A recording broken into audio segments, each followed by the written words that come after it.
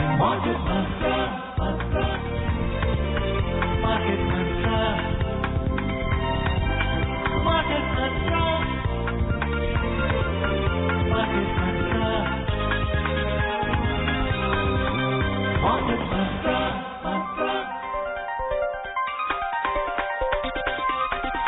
Market Mantra.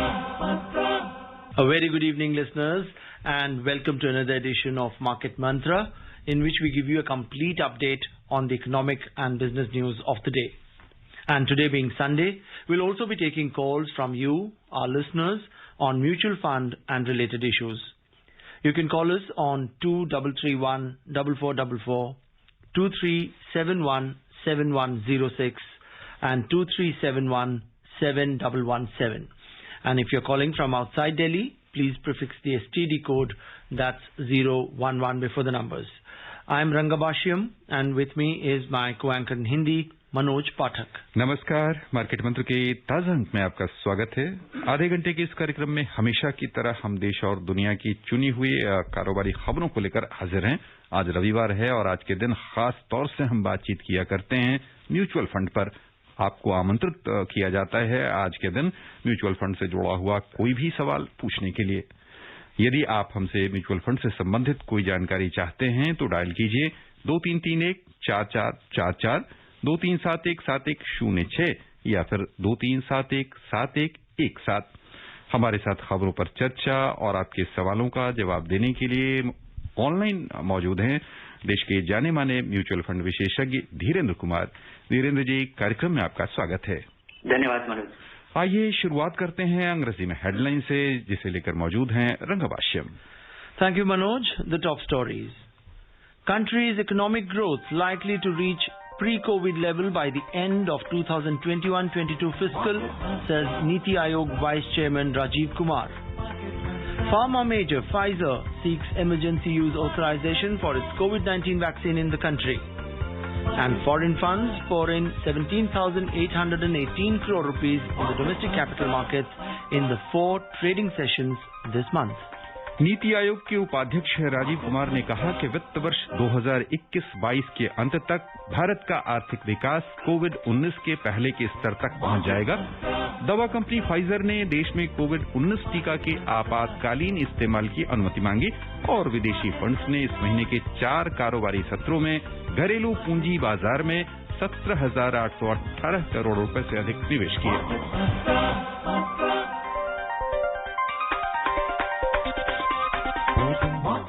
NITI Aayog के उपाध्यक्ष राजीव कुमार ने आज कहा कि वित्त वर्ष 2021-22 के अंत तक भारत का आर्थिक विकास कोविड-19 के पहले के स्तर तक पहुंच जाएगा, जबकि चालू वित्त वर्ष में जीडीपी में 8% से कम गिरावट होने के आसार हैं। एसेट मोनेटाइजेशन से संबंधित एक सवाल का जवाब देते हुए उन्होंने कहा कि ये लगातार जारी रहने वाली प्रक्रिया है और इस पर उच्च प्राथमिकता दी गई है। श्री कुमार ने कहा कि इससे संबंधित लक्ष्यों को प्राप्त करने के लिए हर संभव प्रयास किए जाएंगे। भारतीय कृषि क्षेत्र पर टिप्पणी करते हुए उन्होंने कहा कि नीति आयोग बिना रासायनिक पदार्थों के उपयोग वाली कृषि व्यवस्था पर बहुत अधिक ध्यान दे रहा है। सफल तरीके से इसके लागू होने पर कृषि उत्पादन लागत में काफी कमी आएगी तथा पर्यावरण पर सकारात्मक प्रभाव पड़ेगा। Well, now let's start taking phone calls, and joining us very first this evening is Gurunath from Thane in Maharashtra. Gurunath, a warm welcome to Market Mantra, and what's it that you'd like to talk about? There seems to be a lot of disturbance in the line. Let's try another of our callers. We have Varun joining us from Delhi. Good evening, Varun. Do we have you online? Good evening, sir. Yeah, welcome. Sir मुझे ये पूछना है, जो multi cap fund में मुझे invest करना है। Already मैं मल्टी कैप में इन्वेस्ट कर रहा हूँ, मगर जो फ्लेक्सी कैप में जो आगे जाके जो फ्लेक्सी कैप बन जाएगा, तो वैसा वाला अच्छा मल्टी कैप फंड का में प्लीज सजेस्ट कीजिए सर। इसका डेडलाइन जनवरी है और ये नियम बदल चुका है। अब अभी फंड को ये कार्रवाई, ये एक्शन देना है कि किन फंड को, और खासकर बड़े फंड जो कि अभी मल्टी कैप फंड थे, लेकिन उनको उस तरह से चलाना मुश्किल होगा क्योंकि अब मल्टी कैप फंड का जो नियम है वो बरकरार है। कि 25% स्मॉल कैप में, 25% मिड कैप में लगाना होगा, तो वहां से अभी तक वो कैटेगरी तैयार नहीं हुआ है। अभी फंड कंपनियों को अपने फंड में बदलाव लाना पड़ेगा और खासकर वो जो बड़े फंड हैं उनके बारे में सोचना पड़ेगा कि उनको क्या किया जाए। और खासकर जैसे कि जिसका सीधा असर दिखेगा जिन फंड पे, वो है कोटक स्टैंडर्ड मल्टी कैप या HDFC इक्विटी या UTI का इक्विटी फंड। ये सब बड़े बड़े फंड है, 10,000, 18,000, 20,000, 30,000 करोड़ के फंड है। यहाँ पे इस पे फर्क पड़ेगा और देखा जाए कि ये कब, मुझे लगता है कि अभी 1-2 सप्ताह में ये कैटेगरी तैयार होगा, तब हम आपको ये बताने में सक्षम होंगे कि कौन से ऐसे मल्टी कैप हैं, फ्लेक्सी कैप होंगे। आइए दिल्ली से चले मुंबई से हमारे साथ फोन लाइन पर हैं शिव जी, बहुत बहुत आपका स्वागत, सवाल पूछिए। हेलो, हाँ जी, गुड इवनिंग सर। मैंने एक घर लिया था। हेलो जी जी, हाँ, मैंने एक घर लिया था, तो उसके साथ में जब मैं लोन कर रहा था तो इंश्योरेंस भी उन्होंने मेरे को ऑफर किया था, जिसका 60,000 के करीब कुछ कॉस्ट था और 15 लाख तक कुछ कवर था। तो और उसमें और एक स्पेशल ये था कि मतलब सुसाइड भी उसमें ये था, मतलब हाँ। तो आपका क्या सजेशन, मतलब कौन सा ले सकता हूँ मैं, या ये ICICI का तो ये था, दूसरा कोई कौन सा अच्छा रहेगा, मतलब मेरे को ज्यादा मतलब फायदा रहेगा ऐसा, उसका सजेशन थोड़ा करिए प्लीज। ये एक अलग तरीके का टर्म इंश्योरेंस है और ये जरूर लेना चाहिए, क्योंकि अगर आपको कभी कुछ हुआ तो एक तो ये परिवार के लिए एक आर्थिक झटका होगा, उसके अलावा आपका मकान भी जाएगा अगर उस पर लोन लिया हुआ है तो इसमें बदलाव के लिए, इससे बचने के लिए आपको ये देना मुझे लगता है कि अनिवार्य है और देखना पड़ेगा कि, और ये जो टर्म इंश्योरेंस है ये इस तरह से काम करता है कि जैसे जैसे आप अपना लोन रीपे करते जाएंगे, हर साल इसका कवरेज कम होता जाएगा, क्योंकि अभी आपके पास कुछ आपने लोन लिया होगा तो पूरा ही आउटस्टैंडिंग होगा, 1 साल के बाद कम पैसा आपको देना होगा, तो ये हर साल ये कम होता जाएगा और आखिरी वाले सालों में एक तरह से समझिए कि रिड्यूसिंग टर्म इंश्योरेंस है हर साल के साथ, और ये मैच करता है उससे जो कि आपका होम लोन जो है उसका जो पेबल है वो कम होता जाएगा, तो ये कम होता जाएगा। ये जरूर लेना चाहिए और ये कंपैरिजन कर लीजिए। बहुत सारे कंपैरिजन वेबसाइट है जहाँ पे आप टर्म इंश्योरेंस या एक रिड्यूसिंग बैलेंस वाला ये होम लोन के साथ जुड़ा हुआ ये कंपेयर कर लीजिए, पर मुझे लगता है कि ICICI का कोई बहुत महंगा नहीं होगा। Right. And our next caller also joins us from Mumbai. We have Rahul on the line. Good evening and welcome to the program. Yeah, so my question is, as a mutual fund investor, of late I've seen that domestic investors and mutual funds seem to have redeemed a lot of money from the market, whereas foreign investors have seemed to invest a lot more. So in the future, if foreign investors also start pulling out money, will mutual funds get affected? And is it a right time for us to redeem? Thank you. Something or the other is always happening, and the behavior of different set of investors could be guided by different things. Foreign investors have been selling for a long time, or maybe selling for a while, and now they have reversed, that now they find that India is a good destination. Domestic investors, they are selling because, investors are pulling out. It always happens. Whenever there is a big decline in market, and then the market regains its old level, domestic investors, particularly the new investors who came in the market in the last 1-2 years, they think that, think of yourself. You invested in a small cap fund, mid cap fund, and your 10 rupee became 9 rupee or 11 rupee or 8 rupee. And now it becomes 10 rupees or 11 rupees. You think that, okay, this is good enough. So there is some degree of short-term orientation with new mutual fund investors, which always happens. Investors lose money. The values decline, and whenever they are able to regain the old values, investors pull out.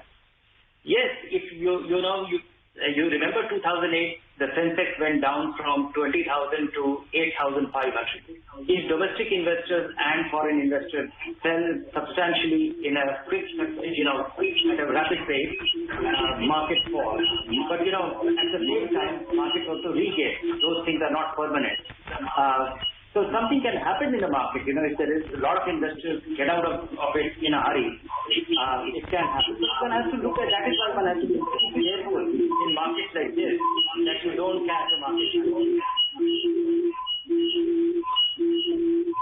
यहाँ लगता है कि कुछ तकनीकी बाधा आ गई है, जिसके चलते हमारा संपर्क बीच में रह रहा है।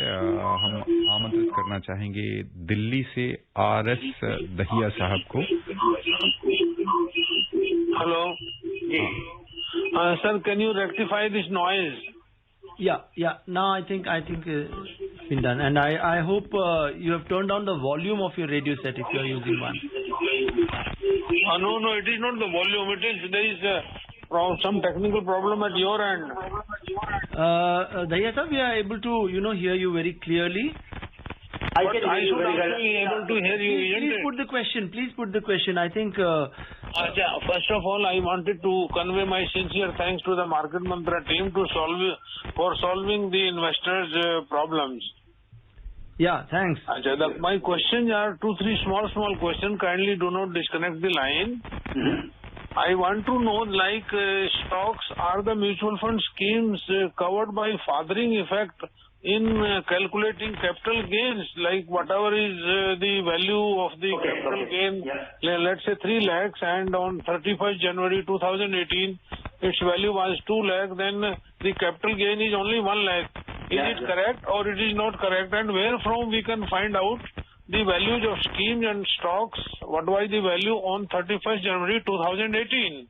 And last time I asked Dhirendra ji, please tell me exchange traded fund which gives 15 to 20% return annualized since its inception.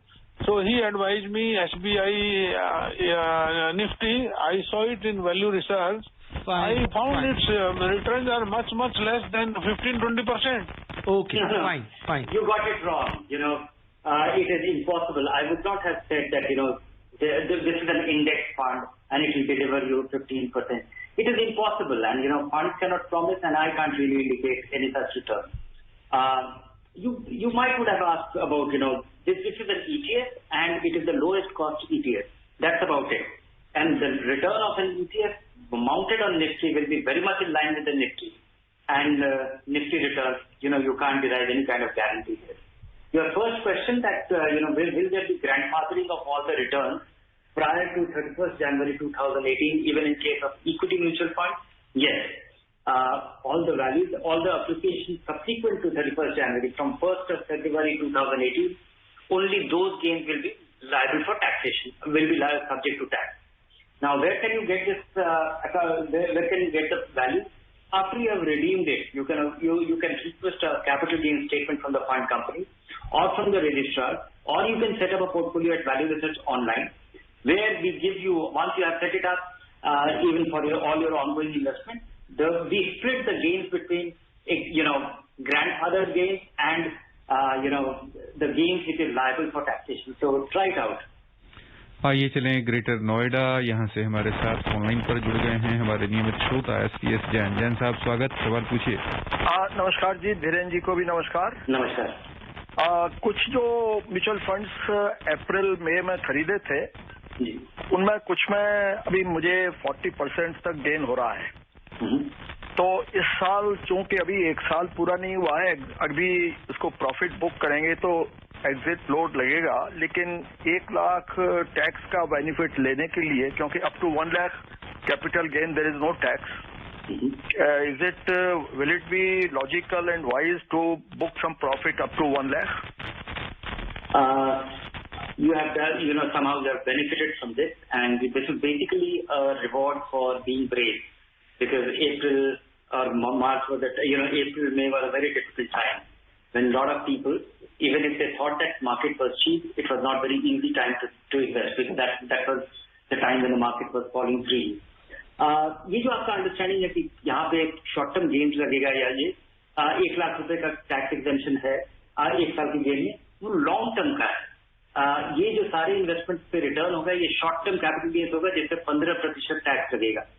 केवल लॉन्ग टर्म गेन्स 1 साल से ज्यादा का जो कि 1 लाख रुपए तक सालाना आपको मिलता है, तो आप अपना कोई पुराना इन्वेस्टमेंट जरूर बेच सकते हैं जो 1 साल से ज्यादा पुराना हो, जहां पे इस तरह का गेन हो, जरूर उसका फायदा लेना चाहिए, लेकिन और उसके बाद दोबारा उस पैसे को लगा देना चाहिए। हमेशा मेरी सलाह होती है कि आपको इन्वेस्टमेंट तभी बेचना चाहिए जब उस पैसे की जरूरत हो, या आपका इन्वेस्टमेंट खराब हो जाए, मतलब आपने किसी फंड को किसी उम्मीद से इन्वेस्ट किया था बाजार के चलने की वजह से या बाजार के गिरने की वजह से अगर आप बेचेंगे तो शायद हमेशा आप अनुचित समय पर बेचेंगे। अभी आप बेचने का मतलब ये है कि जैसे आपने ठीक से गेस किया था कि बाजार अब बढ़ेगा, उसी तरह से अभी आपका गेस अगर ठीक होगा कि भविष्य में और या तुरंत निकट भविष्य में बाजार गिरेगा, तभी आपको फायदा होगा। अगर यहाँ से बाजार और बढ़ जाता है तो आपको बड़ा अफसोस होगा और ये कहना बड़ा मुश्किल है। तो मुझे लगता है कि इसका आकलन सभी थे। अगर आपने ये आपका छोटा सा फंड एलोकेशन था जिसमें कि आपको 30-40% का गेन हो गया है, तो जरूर कोई पुराना इन्वेस्टमेंट इसके एवज में रख करके आप उसका भी फायदा ले लीजिए।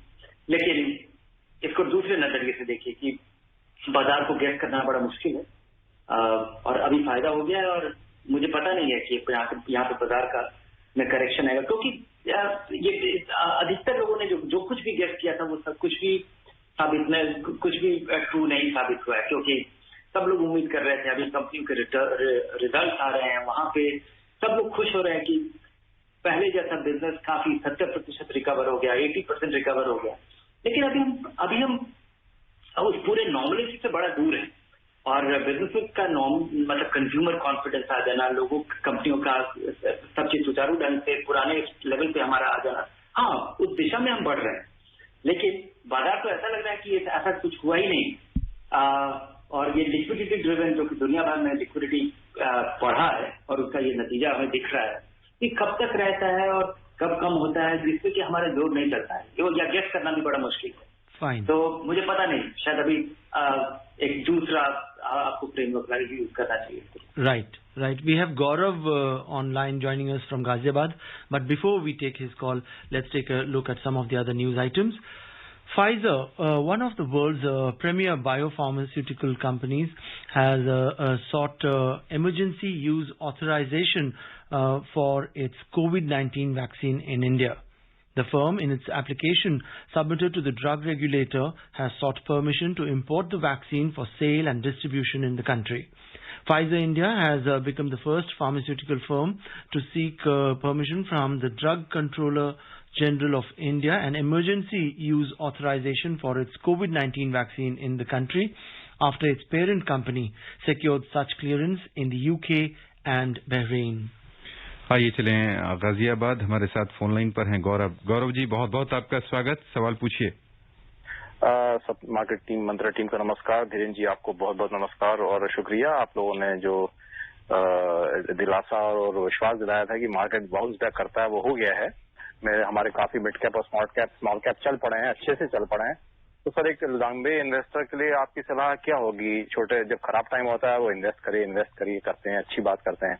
और जब अभी बहुत बढ़िया चल रहा है तो क्या अभी का डेट फंड में जाना चाहिए या अभी भी अपने प्लान से मल्टी कैप में चलते रहें? और दूसरा सवाल छोटा सा है कि ये मल्टी कैप, फ्लेक्सी कैप और फोकस इक्विटी, इन तीनों में क्या मुख्य अंतर है? एक इन्वेस्टर को इसमें क्या ध्यान रखना चाहिए जब इसमें तीनों इन्वेस्ट करना है? Thank you. नहीं, ये बड़ा इंपॉर्टेंट सवाल है और ये सवाल काफी लोग पूछ रहे हैं कि आपका जो नुकसान हुआ था या लग रहा था कि नुकसान हो गया, वो पूरी तरह रिकवर हो गया है, क्या करें? इसके लिए मेरी सलाह होगी कि अगर आप नए इन्वेस्टर हैं, आपका पैसा कुछ खास लगा ही नहीं है, अगर आपने पिछले 1 साल, 1.25 साल, 1.5 साल से अगर आपने इन्वेस्ट करना शुरू किया है, तो अभी एसेट एलोकेशन में भी फिक्स्ड इनकम करने की जरूरत नहीं। अगर आपका पैसा खासा जमा हो गया, अगर आप 4-5 साल से कर रहे थे, 40-50 हज़ार रुपये महीना कर रहे थे, तो वो आपके लिए इंपॉर्टेंट पैसा हो गया है। और अब यहाँ से अगर बाजार में अगर गिरावट आती है तो बड़ा आपको अफसोस होगा, तो 1/3 पैसा या 1/4 पैसा अपना निकाल करके फिक्स्ड इनकम में लगा दीजिए। अगर आपको लगता है कि आप रिटायरमेंट के कगार पे हैं और आपको कंजर्वेटिवली देखना चाहिए और बाजार पूरी तरह रिकवर हो गया है, आप और कंजर्वेटिव तरीके से देखना चाहते हैं, तो आधा पैसा फिक्स्ड इनकम में लगा दीजिए, आधा पैसा इक्विटी में लगा दीजिए, रहने दीजिए। अगर आपको लगता है कि आप रिटायर कर चुके हैं और ये आपने गलती से पैसा लगा दिया था, तब आप देखिए कि आपका पैसा 20-30% से ज्यादा, 1/3 से ज्यादा इक्विटी में ना लगाओ, 2/3 आपका फिक्स्ड इनकम में हो। और जब फिक्स्ड इनकम देखें तो उसमें देखें कि senior citizen saving scheme, bond fund, post office, MIP, ये सब कुछ मैं जोड़ करके बता रहा हूँ, या PPF में भी जो लगा हुआ पैसा है, क्योंकि ये सब आपको निश्चित आमदनी देने वाले स्रोत है। तो अगर आपका पैसा इकट्ठा हो गया है, तब ये एसेट एलोकेशन फॉलो कीजिए अपनी जरूरत के हिसाब से। अगर आप नए निवेशक हैं और पिछले 1 साल से, 1.25 साल से, 1.5 साल से अगर आपकी पूंजी इकट्ठा ही नहीं हुई, तो अभी आप नुकसान होने से भी, अगर आप लंबे समय से निवेशक हैं, तो चिंता नहीं करना चाहिए। आइए चलें गुरुग्राम से हमारे साथ हैं फोन लाइन पर हिमांशु जी, स्वागत है आपका, सवाल पूछें। नमस्कार जी, मेरा सर से सवाल है कि मेरा HDFC टॉप 100 में बहुत पुराना निवेश है, बहुत पुरानी SIP चल रही है, बट पिछले कई क्वार्टर से फंड का परफॉर्मेंस बहुत निराशाजनक रहा है। तो इस फंड में अभी फ्रेश इन्वेस्टमेंट करना चाहिए, फ्रेश से चालू रखना चाहिए? मेरा लॉन्ग टर्म का नजरिया, मैं 8-10 साल और SIP कर सकता हूँ इसमें। धन्यवाद। जी हाँ, HDFC टॉप 200 फंड का यहाँ पे निवेशकों का धैर्य टूट रहा है। बड़े सालों तक इसका प्रदर्शन बड़ा अच्छा था, लेकिन मेरी सलाह होगी कि इतने दिन आपका इसमें इन्वेस्टमेंट रहा है, थोड़े दिन और रुक जाइए, क्योंकि मुझे थोड़ा सा बदलाव दिखा है। खासकर इस फंड का जो कुछ व्यू था, जो कि इसके पोर्टफोलियो में रिफ्लेक्ट होता है, वहां पे मुझे थोड़ा बदलाव दिखा है कि वहां पे गेन हो रहे हैं और उसका प्रदर्शन में थोड़ा सुधार हुआ है। तो थोड़ा समय और दीजिए, लेकिन मैं आपसे पूरी तरह सहमत हूँ कि कई सालों का अगर आप बड़ा जेनरस है, लिबरल है कि आप बोल रहे हैं कि कुछ क्वार्टर से नहीं, ये 4-5 साल के 7 साल से ये तुलनात्मक तौर पे इस फंड का प्रदर्शन बड़ा ही कमजोर रहा है। तो और यहाँ पे निवेशकों का पेशेंस खत्म हो रहा है, और वो पेशेंस खत्म होने का काफी उचित कारण है। तो थोड़ा समय और दीजिए, 3 से 6 महीना, और यहाँ पे मुझे थोड़ा बदलाव दिख रहा है। उसके बाद जरूर इस पर विचार करना चाहिए कि अगर उसके बाद अपना पैसा इसमें जरूर कम कर देना चाहिए अगर आप पूरा ना निकालें। Right. And Vinod joins us next from Delhi. Good evening, Vinod, and welcome to Market Mantra. Good evening, sir. Yeah, go ahead. Put your question. मैं धीरे धीरे पूछना चाहूंगा, क्योंकि मैं एक लॉन्ग टाइम से इन्वेस्टर्स हूँ और मैं घर का एक प्लान कर रहा था, लेकिन वो लॉन्ग टर्म गोल था। अब मुझे अभी महसूस होने लगा है कि मुझे घर की जरूरत है। तो एक घर अपने यूज के लिए उसकी आइडियल स्ट्रेटेजी क्या होनी चाहिए, प्लीज? इसके लिए आइडियल स्ट्रेटेजी ये होनी चाहिए कि आपके पास इतना डाउन पेमेंट हो ताकि आप, और उसके बाद आप एक ऐसा लोन लें जिसमें कि आपके तनख्वाह का 1/3 से ज्यादा पैसा उस लोन के रिपेमेंट में ना जाता हो, और एक ऐसा मकान लें जिससे कि तुरंत आपके रेंट की बचत शुरू हो जाए। अगर ये दोनों चीज होता है तो तुरंत आपको मकान ले लेना चाहिए, और ये दोनों चीज अगर नहीं होता है तो आप किराए के मकान में रहते रहिए, क्योंकि अगर आप मकान लेते हैं जो आपको नहीं मिलता है, तो और आप पैरेलली अगर आप रेंट देते रहते हैं तो आपकी स्थिति फाइनेंशियल कमजोर रहेगी। 1/3 से ज्यादा अगर आपकी आमदनी मकान खरीदने के रिपेमेंट में चला जाता है तो भी चिंता होगी। तो और इसको कम करने का एक ही तरीका है कि आपका जो इनिशियल डाउन पेमेंट है वो इतना हो ताकि ये दोनों चीजें अगर आप कंप्लाई करते हैं तो जरूर लोगों को मकान जिसमें आप रहेंगे वो जरूर खरीदना चाहिए। दिल्ली से हमारे साथ हैं फोन लाइन पर मुरलीधर जी, स्वागत आपका, सवाल पूछें। गुड इवनिंग सर, मेरा एक क्वेरी है कि SBI इक्विटी हाइब्रिड फंड और SBI multi cap maximum multi cap fund में मैं 2 साल से इन्वेस्ट कर रहा हूँ। तो इन फ्यूचर अगर मुझे अच्छे रिटर्न चाहिए तो क्या उसमें बने रहना चाहिए?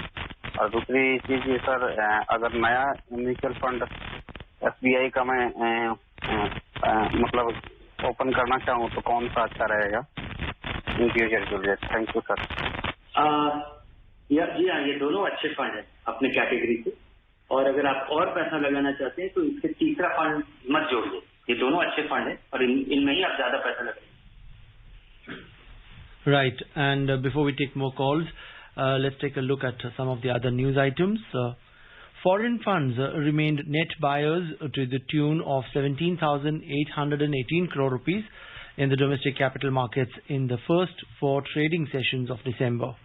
As per depositories data, foreign portfolio investors pumped in a net sum of 16,520 crore rupees into equities and another 1,298 crore rupees in the debt segment during the period 1st to the 4th of December. This translated into a total net investment of 17,818 crore rupees during the period under review. Last month, the total net investment of foreign portfolio investors stood at 62,951 crore rupees. And let's continue with our phone calls. We have Gurunath joining us from France. Yeah, Gurunath. Welcome to the program and put your question. हाँ जी sir, नमस्ते। मेरा छोटा सा question है sir, मुझे जो balance fund के बारे में थोड़ा बताइए, 2-3 फंड, और ये सिक्योर भी हो और रिटर्न भी अच्छा मिले। जी हाँ, जो पहले हम जिसको बैलेंस फंड कहा करते थे, अब उनका नाम बदल गया है। सेबी के रिक्लासिफिकेशन के बाद अब उन्हें हाइब्रिड फंड, अग्रेसिव हाइब्रिड कहा जाता है। इसमें 2/3 या 3/4 पैसा आपका 2/3 या 3/4 पैसा इक्विटी में लगा रहता है। और कुछ अच्छा फंड गिराना हो अगर मुझे, तो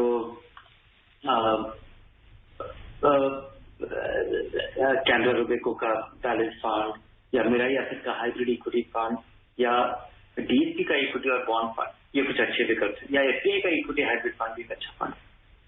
Yes, and Dhirendra, as we all are, observing the stock markets, at all-time highs, Sensex above 45,000. What would you say, those people who have been, investing in the last 1.5 years, if they stand to gain a lot, or even in the last 6 months or 8 months, since, March we saw a major dip, would you advise them to, book profits and then again, take out the profits as such and then again reinvest the principal amount? Yeah, ideally, if you can actually guess the market, it will be great to do it. But I think it is almost impossible to do it. I haven't come across any fund manager doing it without investment. So I would say that it's very hard to do. And so my suggestion will be as follows. Yeah. One is that, if you accidentally, randomly came without much of a plan and you invested money, and you suddenly saw the big little bit of gain, and then by the big decline in the month of March, and then you have recovered all your money, and you don't have time on your side. If you need your money in the next 6 months, 1 year, 1.5 years, take your money out. The equity is not a good, appropriate place. Get back to market only when you are coming in an appropriate manner. Right. Suited investment. If you have meaningful investment, as I answered earlier, if you are still in the accumulation phase and this is long-term money, remain invested, do nothing, and carry on with your SIP. If the money has become something substantial, meaningful, then, take a small part of it, 1/3 of it or 1/4 of it, and put it in fixed income, so that if the market falls, the whole thing will not collapse. Likewise, choose your allocation 50-50, 1/3, 2/3, whatever, and act accordingly. Dhirendra जी, यदि हम जो FPI हैं उनकी गतिविधियों को देखें तो पहले 4 सत्र में 17,818 करोड़ रुपए का निवेश इन्होंने किया है। कुल मिला के जो वर्तमान माहौल है उसमें भारत और भारतीय बाजार, जो ये फंड हैं, उनके लिए कितना आकर्षक दिख रहा आपको? ये गेस करना बड़ा मुश्किल है, और चूंकि विदेशी निवेशकों का पैसा लगातार आ रहा है, जिस वजह से बाजार की इतनी वृद्धि देखी जा रही है। और पहली बार 4 साल के बाद डोमेस्टिक इन्वेस्टर्स, खासकर म्यूचुअल फंड से पैसा निकलता हुआ दिख रहा है, जो कि बड़ी हैरानी की बात है, क्योंकि निवेशकों का पैसा म्यूचुअल फंड के खास निकल नहीं रहा है। हाँ, आने का रफ्तार जरूर कम हुआ है, और चूंकि इसको गेस करना बड़ा मुश्किल है, तो इससे निकलना नहीं चाहिए। क्योंकि जैसे आपको ध्यान होगा कि मार्च में जब बाजार गिरा था तो बहुत सारे लोग उस समय बाजार से भागने की सोच रहे थे। राइट। आज जब बढ़ गया है और उस समय भागना शायद आपके बड़ा नुकसानदेह होता है। उसी तरह से आज भी निकलना मुझे लगता है बड़ा मुश्किल है, लेकिन ये एलोकेशन, एसेट एलोकेशन निर्धारित करने का जरूर समय है। Right, Dhirendra, we'll have to call it a day. Thank you so much for joining us on the show as always. And we'd also like to thank all our callers for their active participation in today's program.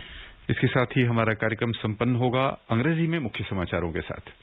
Country's economic growth likely to reach pre-COVID level by the end of 2021-22 fiscal, says Niti Aayog Vice Chairman Rajiv Kumar. Pharma major Pfizer seeks emergency use authorization for its COVID-19 vaccine in the country. And foreign funds pour in 17,818 crore rupees in the domestic capital markets in the first 4 trading sessions this month. And with that, we come to the end of this edition of Market Mantra. Thank you so much for joining us. Goodbye. Market Mantra.